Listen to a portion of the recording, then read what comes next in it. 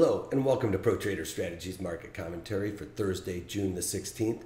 My name's Eric Wilkinson. Some of you may recognize me as the Wolfman from CNBC, Fox Business, or even the Wall Street Journal, where I've commented on everything from economic to geopolitical and market analysis.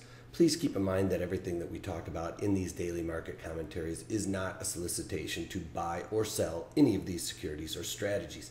At the end of the day, we're here to teach you some different strategies that you can implement into your own portfolios, but please do that in your own way. The reason why I can't give you a recommendation on a particular stock or strategy is because I don't know your risk parameters. I don't know what's in your portfolios. Therefore, what I'm doing could be counterintuitive to what you are already doing. Having that out of the way, let's get this on. We've got a lot of stuff to go over, so I'm going to try and move rather quickly. Across the pond, we had final CPI, Consumer Price Index, at -1% or -0.1%. That was right in line with expectation, and so was the core CPI, right in line with expectations at 0.8%. Here in the United States, we had our CPI numbers come in slightly lower than expected at 0.2%, expected 0.3%, so just slightly under, and then the core CPI came in line with expectations at 0.2%. We had a surprise in the Philly Fed. These Fed manufacturing numbers are actually surprising the upside this month. Last month they surprised to the downside. Philly Fed came in at 4.7%, was expected 1.1%. The other thing, we had unemployment claims surprised to the upside, which is not good. 277,000 people filing for unemployment claims versus the expected 267,000.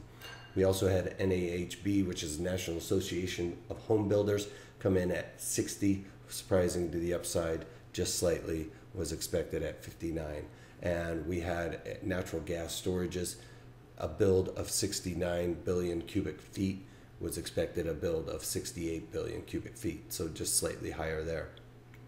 On to the markets, we got crude oil here down $1.60 about. The overall market in here just slumping. You know, I've been talking about this forever. As soon as the market came back below this value area high, that looked like it was going to migrate down to the point of control on the market profile, and that looks to be what's culminating here. I could easily see it come back down here to that $45 barrel area. Onto the markets. The overall markets are falling lockstep, despite the fact that we're actually kind of pushing off of the lows as we speak. NASDAQ down about, 26 points. The overall market's coming off of the lows. We were down quite a bit lower, coming down to test this point of control. And again, I talked about this for several days now, the market sloping off of that and wanting to go back down to test the point of control. E-mini S&Ps coming again, starting a bit of a rally here, down 11 points on the day, right there at the point of control. Right after the FOMC minutes yesterday, the Fed governors were talking about that they were not going to raise rates at the meeting. They also talked about the overall economic picture was not looking as rosy as they had once thought. There was no dissenters in the no rate hike vote, and then there was also basically only one person thinking that there was going to be a rate hike in 2016. Fed fund futures are not pricing in a 50% probability of a rate hike until 2017. So Fed fund futures are usually a better predictor of interest rate hikes than the Fed in my eyes. As you can see here, E-mini S&P is pushing higher right now, only down 9 and still about 10 points, I guess, but well off the lows. They were down, another 14 points or almost 25 points earlier this morning, off the open. As you can see here, SPY is a trade that I took off yesterday with that market movement that we saw after the meeting when the Fed governors were talking pretty bearish. The overall market started looking at that like, hey, maybe the economy isn't doing that well. Even if the Fed doesn't raise rates, this isn't looking too great. So the market really spiked higher on that Fed announcement and then came right back off. As soon as it comes right off, especially on a Fed announcement, the first move is usually the fade. That's just from years of experience on that. and the market spiked up, started coming off. So I decided to cover my SPY long in the June 209.5 calls. Now I did this only for that Fed meeting as protection because I'm short the 197 calls that have been rolling out over time and collecting more credit. They're in the money and are a loser, but I'm trying to lower that cost basis, increase my break-even point on that by rolling those out in time. With this, I just decided to do it just in case we got a real big spike on the Fed announcement. And I paid 35 cents for those 209.5 calls and sold them out for 31 cents. So I lost a little bit of money there. All right, I got to pick it up a little bit.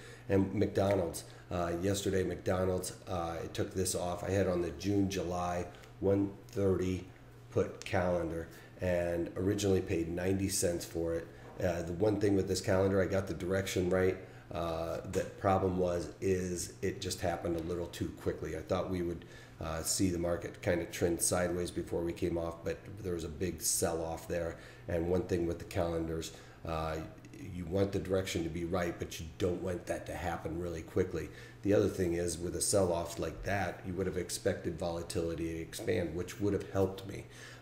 We got actually volatility contracting during that sell-off, which is a little bit bizarre. So that, didn't help either. So I got the direction right. It happened too quickly for the calendar, and I got volatility contraction, which was really unexpected, especially for downside move, and that hurt me. So I ended up covering that for 30 cents. So lost a little bit of money there on that calendar. On to Newmont Mining. I did this trade quite a bit ago and did this for the front ratio call spread webinar. And I had on the June 35, 37 call spread 1/2. So for every 35 call I bought, I sold 2 of the 37 calls to finance that long call. Now what you want to happen is you want that to rally up and pin at your short strike. Well, the one nice thing with this strategy is I collected 46 cents to put on that trade. So if Newmont went down, it was a win-win for me because I got to keep that 46 cent credit. What happened is it did go down a little bit and then started rallying up late in this expiration cycle. So those 37 calls that I'm short are going to start decaying rather quickly.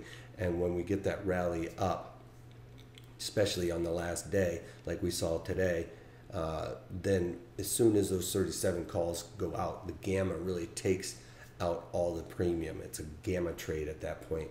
And so because I sold it for 46 cents, it rallied up. As soon as it came below 37, I sold it out for $1.14.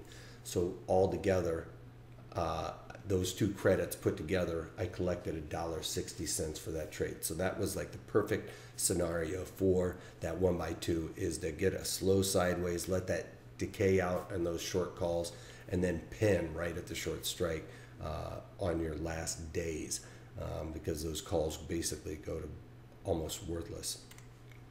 And then in Mosaic, same thing. I did this for that call spread webinar, and I had on the June 26, 27.5 call spread 1/2. So again, for every 26 call I'm long, I'm short 2 of the 27.5 calls, and I did that for even, which means I didn't pay a credit, I didn't pay a debit, it was just even. And this morning, right off the open, I sold that when it's, because this was a winning trade and I didn't want to see it go into a losing trade, and I collected a 13-cent credit for that one. So I tried to cover that one real quick this morning. On to Costco. These are the trades that I've just recently opened. And with Costco, it came up, settled right above this value area high, and the idea is once it comes back below the value area and settles below there, it's time to initiate a short. I'm taking off a lot of these other strategies, so I want to add a little bit more short delta to my overall portfolio. So in Costco, I did the July 145, 150 put spread. So I actually bought the 150 puts and sold the 145s to help finance that, and did it for an 89-cent debit. on that trade, because I'm looking for it to come back down and hit the point of control and possibly go down to this value area or this volume node down here, cover that little bit of gap there. That's what I'm hoping for there. If we can keep it below 155, that should start to look pretty good there. Then on to TLT. TLT just looks like it blew its brains out this morning. There was a nice little gap there, which is going to make that look kind of like a shooting star doji, or a reversal type trade. So in TLT, I went in there and did the July and sold the 138 140 call spread and collected 64 cents for that. So again, I'm looking for it to stay below today's high, obviously, and start trading back down here into this area, hopefully. So it just looks like it's really kind of blown its brains out. So looking for it to come back down there. That's about all I got for you guys today on my trades. Tomorrow we're going to be doing a webinar, and hope to see you guys all there. It's going to be on the put calendar spread. So that one will be a really nice one for especially low implied volatility and things of that nature. So hopefully you guys can all come for that. If we start seeing any market sell off, those are going to be great. Despite the fact that the McDonald's one didn't really work out for me, that's a good example of everything that could go wrong with that trade, and it still wasn't a real killer on it. So it worked out, badly, but it is still a good trade nonetheless. All right, that's about all I got for you guys today. Hopefully you guys can make it all there tomorrow. If you can't take that, take it easy.